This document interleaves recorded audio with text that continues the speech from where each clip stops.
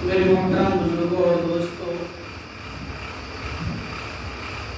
اسلامی مہینوں کے اعتبار سے سب سے پہلا مہینہ محرم الحرام ہمارے اوراق کے سامنے رواں دوا ہے۔ میرے محترم بزرگوں اور دوستوں، آج محرم الحرام کی 5ویں تاریخ ہے۔ یہ مہینہ بڑا عظیم الشان ہے۔ یہ اسلامی مہینے کے اعتبار سے یہ نیا سال ہے اور اسلامی مہینوں میں سب سے عظیم الشان مہینہ ہے، جس کے تعلق سے میں نے پچھلے جمعے آپ کے سامنے چند باتیں کی تھی۔ اللہ مجھے بھی اور آپ کو بھی عمل صالح کی توفیق نصیب فرمائے۔ ہم نے کہا تھا کہ ہمارے اوراق کے سال کی ابتدا ہو رہی ہے، اس لیے ہمیں خود اپنی اولاد کو 3 باتوں کا علم دینا بہت ضروری ہے۔ سب سے پہلی چیز، اللہ کے نبی علیہ السلام نے ارشاد فرمایا اپنی اولاد کو قرآن کی تعلیم دو۔ دوسری چیز فرمایا نبی نے کہ میری محبت اور اہل بیت کی محبت ان کو سکھاؤ، کیونکہ صرف میری محبت کافی نہیں ہے، جب تک کہ اہل بیت آپ کے خاندان والوں سے، آپ کے صحابہ سے محبت نہیں ہوگی، نبی سے محبت ہو ہی نہیں سکتی۔ تیسری چیز فرمایا نبی صلی اللہ علیہ وسلم نے کہ میری محبت اور میرے صحابہ کی محبت ان کو سکھاؤ۔ علموا اولادکم بالقرآن، اپنے اولاد کو قرآن کی تعلیم دو۔ ومحبتی، اور میری محبت، ومحبتی اہل بیتی، اور میرے گھر والوں کی محبت ان کے اندر جاگوزی کرا۔ اللہ ہم سب کو قرآن کی تعلیم سے روشناس کرے، قرآن پڑھنے پڑھانے کی توفیق نصیب فرمائے۔ اللہ ہمیں اور آپ کو نبی سے محبت کرنا اور آپ کے اصحاب اور آپ کے گھرانے سے محبت کرنے کی توفیق نصیب فرمائے۔ میرے محترم بزرگوں اور دوستوں، یہ محرم کا مہینہ اپنے معنوی اعتبار سے بڑی فضیلت کا حامل ہے، کیونکہ اس کے نام ہی کے اندر حرمت ہے۔ محرم کے معنی ہوتے ہیں عزت والا، محترم، جس کی عزت کی جائے۔ یہ مہینہ اللہ کی نگاہ میں بڑا باعزت ہے، یہ مہینہ اللہ کی نگاہ میں بڑا محترم ہے، اس لیے اس مہینے کو محرم الحرام کہا جاتا ہے۔ اور اس مہینے کی حرمت جب سے یہ دنیا آباد ہوئی ہے، اس سے پہلے اللہ تعالیٰ نے اس مہینے کو فضیلت دے رکھی ہے۔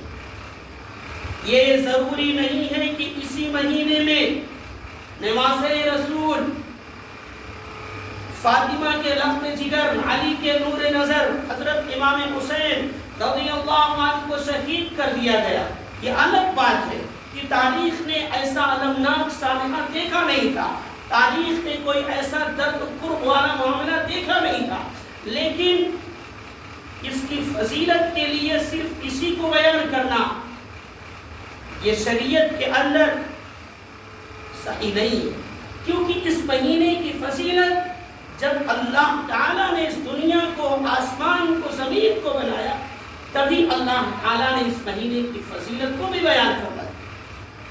یہ الگ بات ہے کہ نواز رسول سیدنا حضرت امام حسین رضی اللہ تعالیٰ عنہ کی شہادت اس عظیم الشان مہینے میں ہوئی ہے۔ یہ ان کی شہادت کے اندر چاند لگا رہا ہے، سونے پہ سہاگا، ایک تو شہادت اور دوسرے عظیم الشان مہینے میں شہادت۔ آئیے قرآن سے پوچھتے ہیں کہ اس مہینے کی عظمت کو تو کیسے بیان کرتا ہے؟ اللہ تعالیٰ نے فرمایا اعوذ باللہ من الشیطان الرجیم ان عدت الشہور عند اللہ 12 شہرا، کہ مہینوں کی تعداد اللہ کے نزدیک 12 مہینوں کی تعداد ہے۔ ان عدت الشہور عند اللہ 12 شہرا، اور یہ اللہ نے کب بنائے؟ جب اللہ تعالیٰ نے زمین و آسمان کو بنایا۔ ہمارا اور آپ کا وجود ہی نہیں تھا، اس دنیا کا اور اندر چیزوں کا وجود نہیں تھا، اس وقت اللہ تعالیٰ نے ان 12 مہینوں کو بیان کیا ہے اور فرمایا منہا اربعۃ حرم، اور ان 12 مہینوں میں سے 4 مہینے تو ایسے ہیں کہ جن کی عزت ہم بھی کرتے ہیں، جن کی عزت غیر بھی کرتا ہے، اور تاریخ اسلام میں یہ بات لکھی ہے کہ اسلام کے آنے سے پہلے مشرکین کے اندر بھی ان 4 مہینوں کی عزت ہوتی تھی، وہ بھی اس مہینے کو باعزت سمجھتے تھے۔ وہ مہینے کون کون سے ہیں بھائی؟ یاد ہے ہمیں؟ اب نہیں یاد؟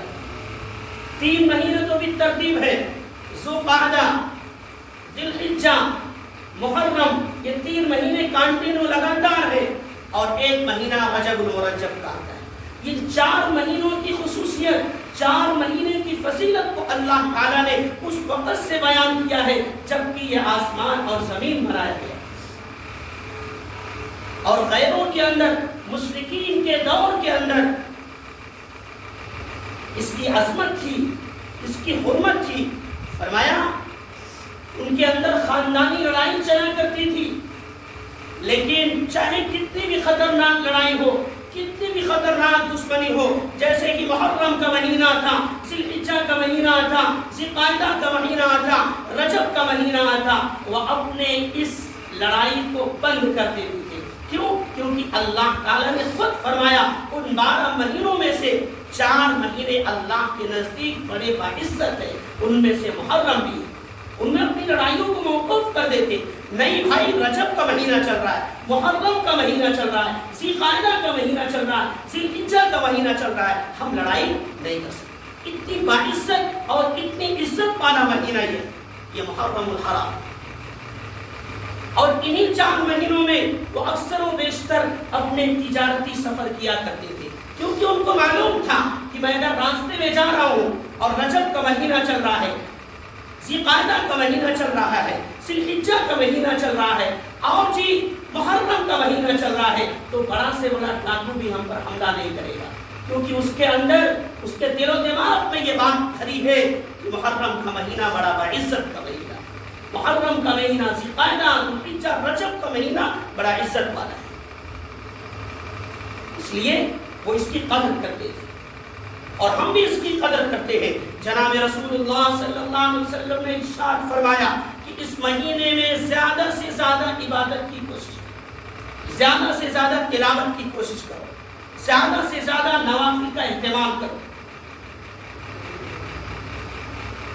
لیکن معاف کیجئے گا، اس مہینے کے نام پر نام نہاد ٹولیوں نے نواسے رسول صلی اللہ علیہ وسلم حضرت امام حسین رضی اللہ تعالیٰ عنہ کی شہادت کی آڑ میں نہ جانے ان کے شان میں کتنی گستاخیاں کی، اور یہ گستاخیاں اپنے لیے محب نواسے رسول سمجھتے ہیں، اور ہمیں گستاخ رسول اور گستاخ حسین سمجھتے ہیں۔ میرے بھائی آج دیکھ لیجئے اس مہینے کے اندر کتنی خرافاتیں ہو رہی ہیں، شہادت کے نام پر ماتم ہو رہا ہے، شہادت کے نام پر کپڑے پھاڑے جا رہے ہیں، شہادت کے نام پر اس مہینے میں کالے کپڑے پہنے جاتے ہیں، شہادت کے نام پر اپنے گھروں کے اندر سوگ منایا جاتا ہے۔ یہ مہینہ سوگ کا مہینہ نہیں ہے۔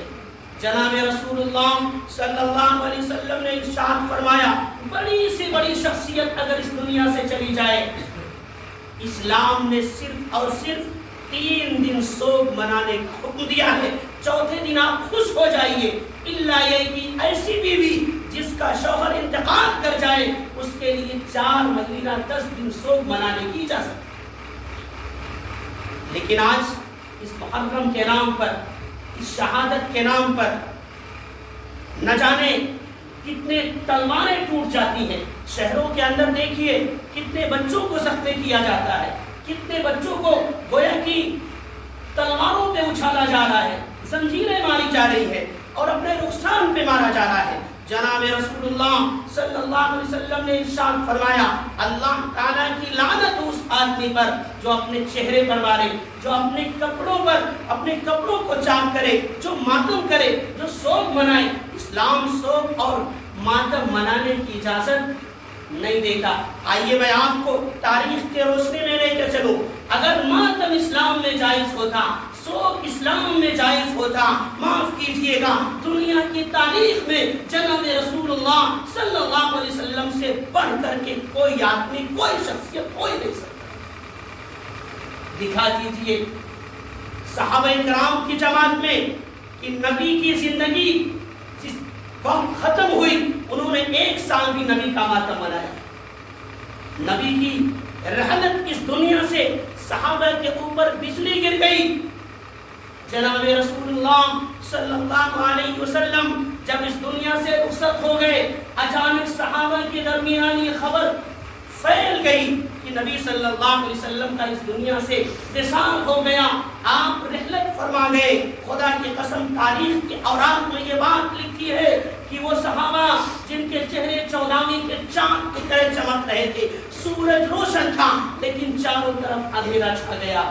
وہ اولو العزم کا پہاڑ والا صحابی جس کے آنے سے شیطان راستہ چھوڑ دیتا تھا، جس کے بارے میں وحی نازل ہوتی تھی، جس کے بارے میں اللہ جس کے مشورے سے اللہ آیات نازل کرتا، جس کے بارے میں نبی فرماتے ہیں لو کان معی نبی کن لکان عمر، اگر نبی کے آنے کی اجازت ہوتی تو میرے بعد عمر ہی نبی ہوتا۔ اس کا حال سنیے، اس اولو العزم کا جس نے کہا تھا میں اسلام لا چکا ہوں، اب دیکھتا ہوں کس ماں نے کون سا لال جنا ہے جو خانہ کعبہ میں کسی کو نماز پڑھنے سے روک سکے۔ وہ اولو العزم کا پہاڑ، اتنا بڑا جلیل القدر صحابی جب نبی کی وفات کی خبر سنتا ہے حواس باختہ ہوتا ہے، جذبات کو کھو بیٹھتا ہے، تلوار کو نیام سے نکالتا ہے اور کہنے لگتا ہے کہ جو بھی یہ کہے گا کہ محمد صلی اللہ علیہ وسلم کا وصال ہو گیا ہے میں اس کا سر تن سے جدا کر دوں گا۔ حواس باختہ ہو گئے نبی کی خبر، وفات کی خبر سن کر۔ اتنا ہمتوں والا صحابی، ہمتوں کا پہاڑ والا صحابی جس کے چلنے سے راستہ شیطان چھوڑ دیتا تھا، وہ کیا کہہ رہا ہے؟ اگر کوئی میرے سامنے یہ کہے گا کہ نبی صلی اللہ علیہ وسلم کا انتقال ہو گیا ہے اس کا سر تن سے جدا کرنے کے لیے تیار۔ اللہ تعالیٰ جزائے خیر دے اس وقت کے خلیفہ سیدنا حضرت صدیق اکبر رضی اللہ تعالیٰ عنہ کو، انہوں نے ہمت باندھی اور اپنے آپ کو سنبھالا، منبر رسول صلی اللہ علیہ وسلم پر جلوہ افروز ہوئے اور قرآن کی آیت قد خلت من قبلہ الرسل افإن مات أو قتل انقلبتم على أعقابكم ومن ينقلب على عقبيه کہ یہ الی آخر الآیہ، یہ آیت پڑھ کر کے سنائی۔ صحابہ کہتے ہیں خدا کی قسم ایسا لگ رہا تھا کہ یہ آیت ابھی نازل ہوئی ہے، یہ آیت اسی وقت کے لیے نازل ہوئی ہے۔ ایسا مؤثر خطبہ دیا صدیق اکبر نے، سارے صحابہ سمجھ گئے نبی بحیثیت نبی تھے لیکن بشریت کا خوبان بھی تھا، اللہ نے بھیجا تھا، اللہ نے لے لیا، وہ خدا نہیں تھے۔ تب جا کے صحابہ کے جان میں جان آئی۔ میں پوچھنا چاہتا ہوں تاریخ اسلام کے اندر اگر ماتم جائز ہوتا تو آج کتنے سال ہو گئے نبی کو اس دنیا سے جاتے ہوئے؟ 1450 سال ہو گئے۔ بتائیے صدیق اکبر کے دور میں، خلیفہ اول صدیق اکبر کے دور میں، خلیفہ ثانی عمر فاروق کے دور میں، خلیفہ ثالث گویا کہ حضرت عثمان غنی رضی اللہ تعالیٰ عنہ کے دور میں، خلیفہ رابع حضرت علی رضی اللہ تعالیٰ عنہ کے دور میں، بتائیے کسی صحابی نے یا کسی خلیفہ نے اپنے رعایا کو کہا ہو کہ آج نبی کے نام پر ماتم منائیں؟ تو یہ ڈھکوسلا ہے کہ اسلام کی آڑ میں گستاخ ہے اور ہمیں ہی گستاخ کہا جا رہا ہے۔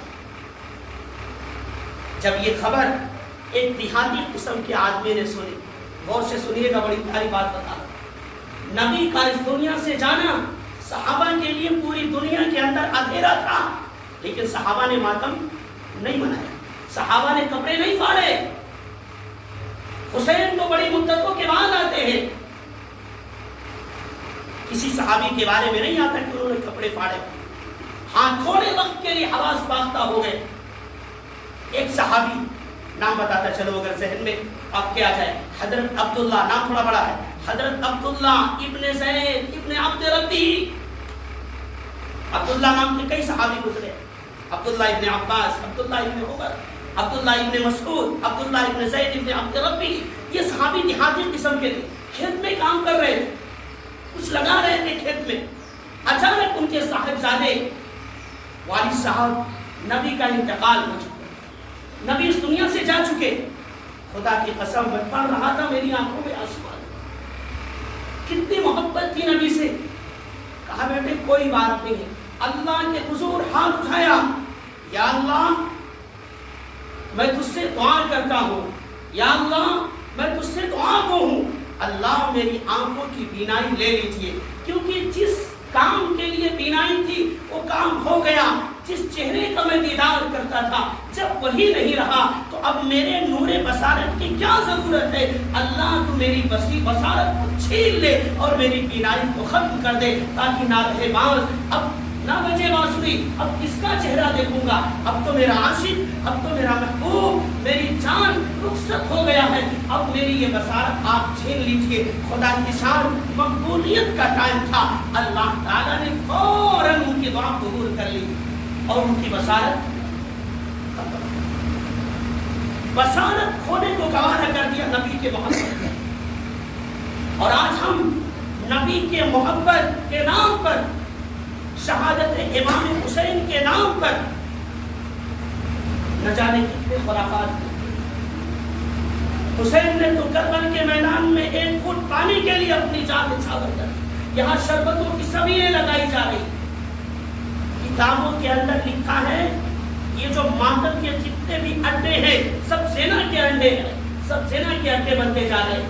کیونکہ یہاں پن سور کر کے لڑکیاں جاتی ہے، بے پردگی کا عروج ہوتا ہے، مخلوط لوگوں کی ہجوم ہوتا ہے.